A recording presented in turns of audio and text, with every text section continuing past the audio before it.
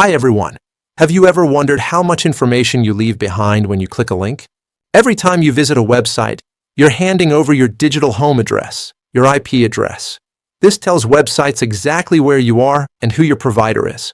But what if you could browse the web with a digital mask? Today, we're diving deep into a critical tool in cybersecurity, the Anonymizing Proxy. We'll explore how it works, the different levels of privacy it offers, and why it's a double-edged sword for your security. Think of an anonymizing proxy as a professional middleman. In a normal connection, your computer talks directly to a website. With a proxy, that direct line is broken.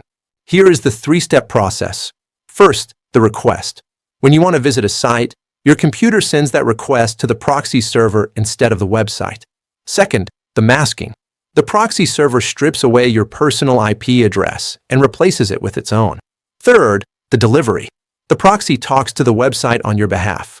The website sends the data back to the proxy, which then passes it safely to you. To the website, it looks like the proxy is the visitor, not you. Your real identity remains hidden in the shadows. Not all proxies are created equal. In the cybersecurity world, we categorize them into three levels. First, we have transparent proxies. These don't really hide you. They tell the website your real IP and admit they are a proxy. These are mostly used by schools or offices to filter content, not for privacy. Next is the anonymous proxy. This hides your IP, but it tells the website that it's a proxy. While the site doesn't know who you are, it knows you're using a tool to hide. Finally, the gold standard, the elite proxy, also known as a high-anonymity proxy. These are the most powerful. They hide your IP, and they don't even tell the website that a proxy is being used. You look like a perfectly normal, direct user. So who uses these? Let's look at three examples. Example 1. Bypassing geo-restrictions. Ever wanted to watch a show that's only available in another country? By using a proxy located in that country, you can trick the streaming service into thinking you're a local. Example 2. Competitive intelligence.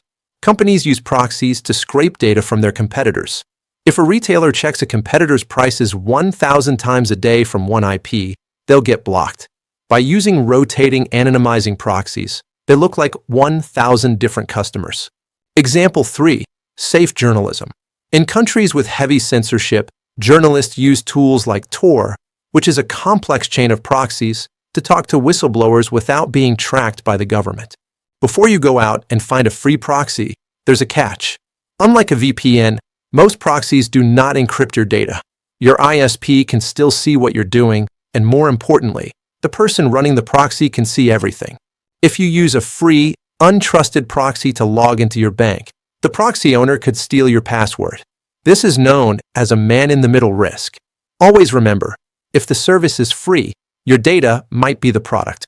Anonymizing proxies are powerful tools for privacy and research, but they require caution. Use them for browsing, but stick to a trusted VPN for sensitive data. Was this helpful? If you'd like to see a tutorial on how to detect if a visitor on your website is using a proxy, let me know in the comments. Don't forget to like and subscribe for more cybersecurity insights. Stay safe out there.